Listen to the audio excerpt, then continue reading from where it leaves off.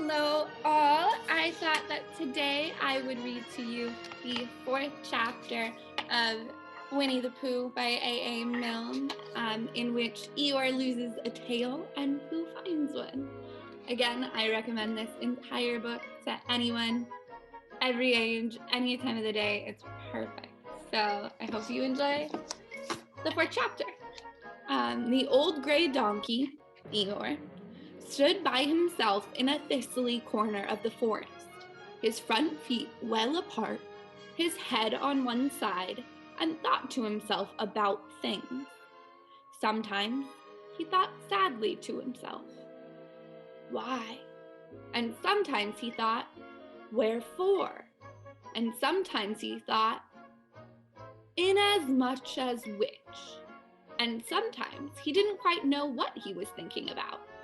So when Winnie-the-Pooh came stumping along, Eeyore was very glad to be able to stop thinking for a little in order to say, "How do you do?" in a gloomy manner to him. "And how are you?" said Winnie-the-Pooh. Eeyore shook his head from side to side. "Not very how," he said. "I don't seem to have felt at all how for a long time." "Dear, dear," said Pooh. "I'm sorry about that. Let's have a look at you." So Eeyore stood there, gazing sadly at the ground, and Winnie-the-Pooh walked all round him once. "Why, what's happened to your tail?" he said in surprise. "What has happened to it?" said Eeyore. "It isn't there." "Are you sure?" "Well, either a tail is there or it isn't there. You can't make a mistake about that, and yours isn't there." "Then what is?" "Nothing." "Let's have a look," said Eeyore, and he turned slowly round to the place where his tail had been a little while ago. And then, finding that he couldn't catch it up, he turned round the other way until he came back to where he was at first. And then he put his head down and looked between his front legs, and at last he said, with a long, sad sigh,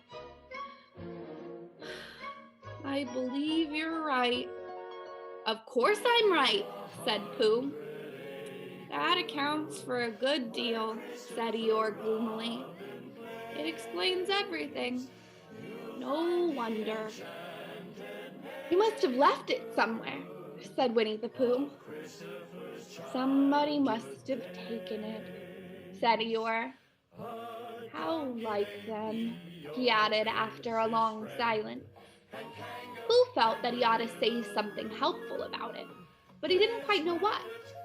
So he decided to do something helpful instead. "Eeyore," he said solemnly, "I, Winnie-the-Pooh, will find your tail for you." "Thank you, Pooh," answered Eeyore. "You're a real friend," said he. "Not like some," he said. So Winnie-the-Pooh went off to find Eeyore's tail. It was a fine spring morning in the forest as he started out. Little soft clouds played happily in a blue sky, skipping from time to time in front of the sun, as if they had come to put it out, and then sliding away suddenly so that the next might have his turn. Through them and between them, the sun shone bravely, and a copse which had worn its fur all the year round seemed old and dowdy now beside the new green lace which the beeches had put on so prettily. Through copse and spinney marched Bear, down open slopes of gorse and heather, over rocky beds of streams, up steep banks of sandstone into the heather again. And so, at last, tired and hungry, to the 100-acre wood, for it was in the 100-acre wood that Owl lived. "And if anyone knows anything about anything," said Bear to himself, "it's Owl who knows something about something," he said. "Or my name's not Winnie-the-Pooh," he said, "which it is," he added. So there you are. Owl lived at the Chestnut, an old world residence of great charm which was grander than anybody else's, or seemed so to bear, because it had both a knocker and a bell pull. Underneath the knocker there was a notice which said, "Please ring if answer is required." Underneath the bell pull there was a notice which said, "Please knock if an answer is not required." These notices had been written by Christopher Robin, who was the only one in the forest who could spell. For Owl, wise though he was in many ways, able to read and write and spell his own name, W-O-L, yet somehow went all to pieces over delicate words like measles and buttered toast. Winnie-the-Pooh read the two notices very carefully, first from left to right, and afterward, in case he had missed some of it, from right to left. Then, to make quite sure, he knocked and pulled the knocker, and pulled and knocked the bell rope, and he called out in a very loud voice, "Owl, I require an answer. It's Bear speaking." And the door opened, and Owl looked out. "Hallo, Pooh," he said. "How's things?" "Terrible and sad," said Pooh, "because Eeyore, who is a friend of mine, has lost his tail, and he's moping about. So, could you very kindly tell me how to find it for him?" "Well," said Owl, "the customary procedure in such cases is as follows." "What does customary proceed cake mean?"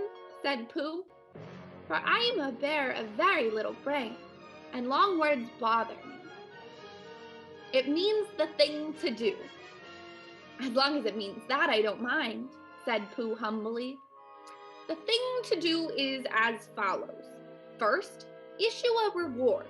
Then—" "Just a moment," said Pooh, holding up his paw.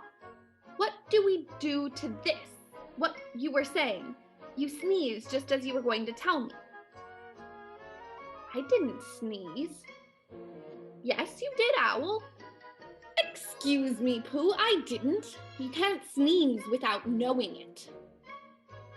"Well, you can't know it without something having been sneezed." "What I said was, first issue a reward." "You're doing it again," said Pooh sadly. "A reward," said Owl, very loudly. "We write a notice to say that we will give a large something to anybody who finds Eeyore's tail." I see, said Pooh, nodding his head. "Talking about large somethings," he went on dreamily, "I generally have a small something about now, but this time in the morning—" He looked wistfully at the cupboard in the corner of Owl's parlor. "Just a mouthful of condensed milk or whatnot, with perhaps a lick of honey." "Well then," said Owl, "we write out this notice, and we put it up all over the forest." "A lick of honey," murmured Bear to himself, or not, as the case may be." And then he gave a deep sigh and tried very hard to listen to what Owl was saying. But Owl went on and on, using longer and longer words, until at last he came back to where he started, and he explained that the person to write out this notice was Christopher Robin. "It was he who wrote the ones on my front door for me. Did you see them, Pooh?" For some time now, Pooh had been saying yes and no in turn with his eyes shut to all that Owl was saying, and having said yes, last time, he said no, not at all, without really knowing what Owl was talking about. "Didn't you see them?" said Owl, a little surprised. "Come and look at them now." So they went outside, and Pooh looked at the knocker and the notice below it, and he looked at the bell rope and the notice below it, and the more he looked at the bell rope, the more he felt that he had seen something like it somewhere else, some time before. "Handsome bell rope, isn't it?" said Owl. Pooh nodded. It reminds me of something, he said, but I can't think what. Where did you get it? I just came across it in the forest. It was hanging over a bush, and I thought at first somebody lived there. So I rang it, and nothing happened. And then I rang it again very loudly, and it came off in my hand. And as nobody seemed to want it, I took it home and... Owl, Pooh said solemnly, you made a mistake. Somebody did want it. Who? Eeyore, my dear friend Eeyore. He was fond of it. Fond of it?